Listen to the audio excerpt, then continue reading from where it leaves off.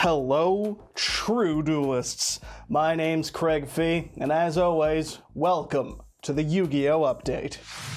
YCS Richmond took place this past weekend for the first time ever, giving North American duelists a chance to be the first ever winner of YCS Richmond, funny how that works, and the rest of us a chance to see just how strong Sinful Spoil Rescue Ace is now that it's a known threat after its dominant showing at YCS Indianapolis just 2 weeks prior. Top cut for Indianapolis ended up being about 35% Rescue Ace, and as such, it was safe to assume that not only would there be people prepared to play against it at this event, but plenty looking to play it and recreate that success for themselves. And you know what? Let's go ahead and give a shout out to MathMech Gaming, because we're about to get into the numbers. That's right, do not tell Mason, because we know what the numbers mean. Looking at the stats provided by Konami's official blog, of the 1,494 players, 12% chose to bring the Sinful Race deck, which is just shy of 600. Quite literally, doing the math, that comes up to 599 players playing the deck. Tearlament and Pearly were the follow-up decks, each rocking 8% of total players, or about 400 people, followed by Unchained and Manatium, with 7% each, or about 350 players.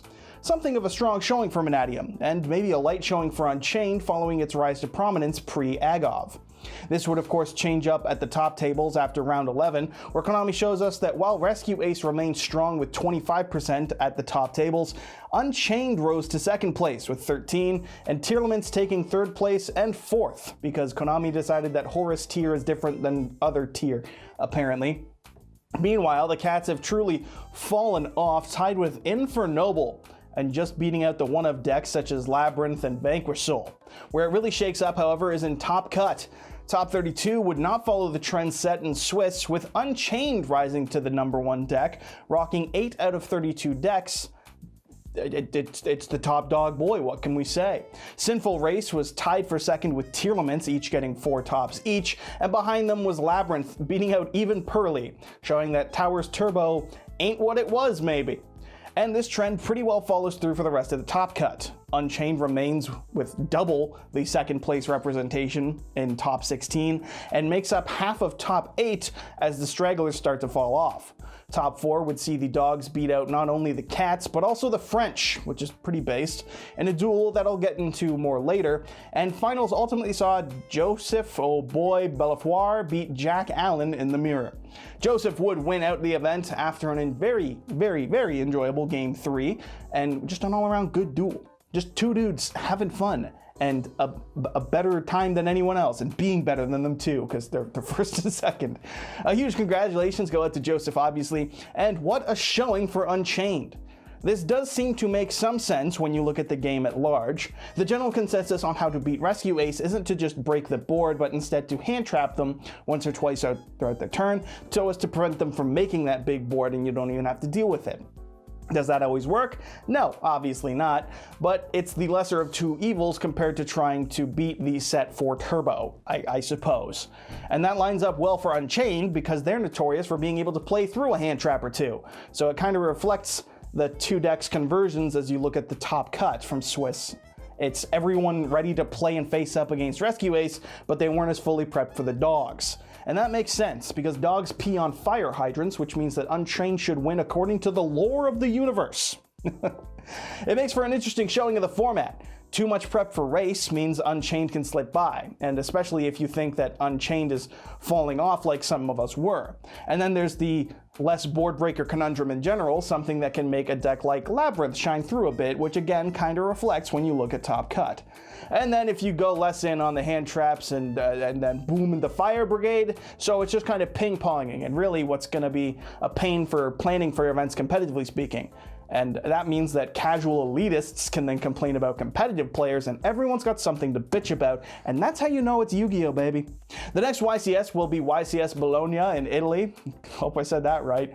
YCS fucking Bologna, shout out to Lunch Meat, on December 9th and 10th.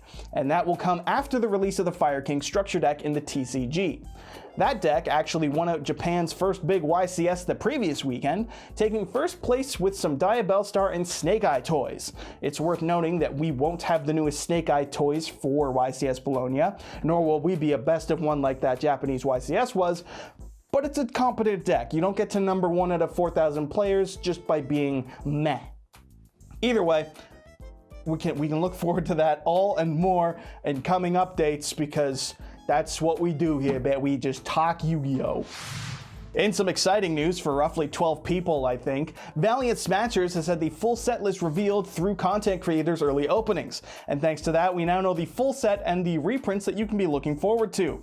The set will come with the new Memento Owl, Val Monica, and Center Ion decks, as they are now known.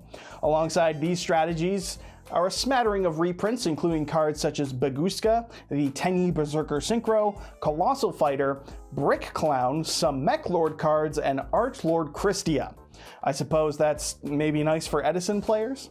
Christia is especially notable because the set will be coming with 3 quarter-century secret rares: the Memento L boss monster, the Center Ion level 12, and Christia.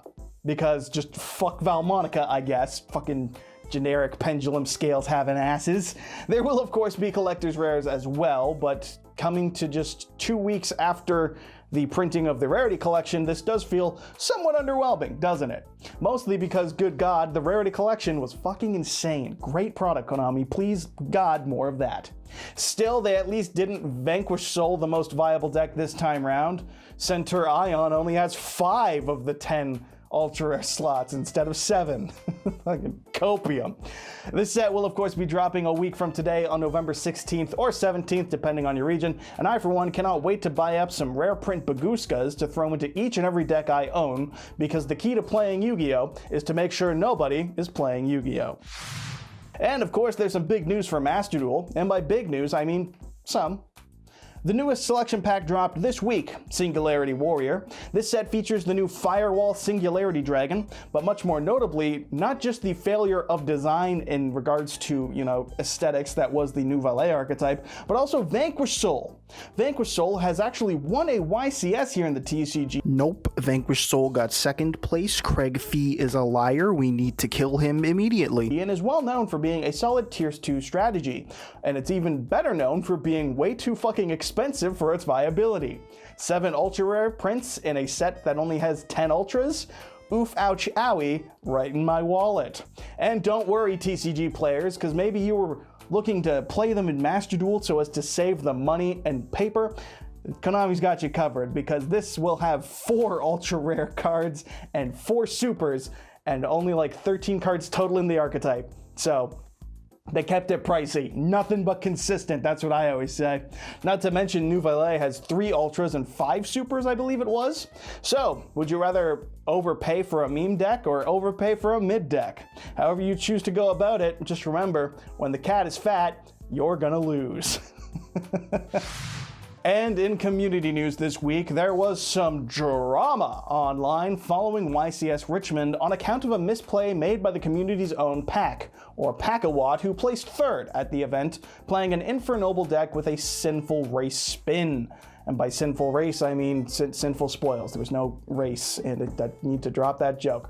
Either way, it's known as a deck with an abundance of variables and plays, not to mention conditions, locks, and parts of the community got quite upset with Pack following his top 8 feature match, where in Game 1 he made a misplay of summoning Infernoble Knight Turpin, who can summon itself from the grave if you control a monster equipped with an equip spell, but Pack summoned it while he had a monster on the field, an equip spell equipped to an opponent's monster, which meant that visually he had the condition to summon Turpin, but functionally he did not. And in a moment of absurd reasoning, with a visual field that looks exactly like it would if you were to be able to summon Turpin, he summoned Turpin illegally. And, that just means that it's an unfathomable mistake, because under what circumstances could a misplay ever truly happen? Come on, folks. If you get to top 8, you're never allowed to make a mistake in any circumstances under any conditions. You can't use the fact that there's more pressure on a top 8 duel than most of us have dueled under in our lives, let alone a top 8 being streamed to thousands of players. Not to mention, Pack himself has said that he still gets a little nervous when dueling on camera in feature matches. No. That would make too much sense. Instead, I, a casual elitist, have decided and declared that he is a cheater because I said so, and I don't like pro player. I don't even know what the fuck was going on, but there was a whole hell of a lot of just ragging on Pac for being an outright cheater over a misplay, which, as I hinted at, if not outright stated earlier, was a pretty damn understandable misplay because he had a board that visually could, but functionally could not. It's a mistake. He was called out for it. He received a PE minor, if I'm not mistaken, from the judges. They warned him. They reevaluated it. In the conditions of the duel, it didn't functionally matter because Pac knew that the opponent had no hand traps and more than enough gas in hand to win regardless, but still, people need to feel smug and right on the internet, much like I do now, and so harassed Pac. Now, it is very clear to, I think, the majority of people that it didn't affect the duel, but heroes want to be heroes on the internet, so here we are. Kudos to Pac to getting third. Fuck you if you're the type of person who can't comprehend a mistake happening on a duel that's being streamed to thousands. And remember, whenever you see comments like this, it's from the same people who think that Discords for decks are the type of place to get valid, information on how to play a deck, which is crazy because when you look at Discords for specific decks, you see the Unchained community calling everyone an idiot for even considering Tour Guide, and then the moment the deck becomes viable, they're like, Tour Guide's bad, you're all dumb, and then, actual good players win tournaments with the deck where Tour Guide's a staple. Or the fucking Dragon Maid Discord server my buddy's a part of that convinced him that VFD was meant to be played in Dragon Maid because House is a level 9 and they can make Trish, and VFD came in the same set that debuted the Dragon Maids, so that means it was designed and is supposed to be played there. Because they're that fucking stupid, they can't tell that VFD was in that set because Generators, the level 9 deck, also debuted there as well. I don't really know where I've gone with this, but I do know that people made me grumpy, and so I've decided to bitch about it. So kudos to the internet for ruining my day again.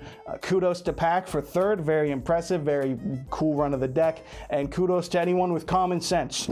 So that's it. Let's move on. Shoutouts this week, of course, go to the LIFD Magnetic Display, the best way to support my channel currently, and the true duelist way to show off your favorite cards. Like perhaps immortalizing a moment from a top 8 whoopsie. Who knows? Either way, the only thing we do know is you can get your hands on one of these, be it a 3-stack or an individual card showing for 15% off using promo code YGOStrats15. Or you can have that discount apply automatically by clicking the link in the description. Thank you to LIFD for the support as always, and thank you for watching. Until next week, I've been your host, Craig Fee, Gregory Feet. Someone called me Megan P in the comments. I don't know, but make sure you subscribe, because not only will you see more ramblings like this, you'll be impressing your smoking Italian wife, and you'll be a true duelist. That's it. That's it. See you next week.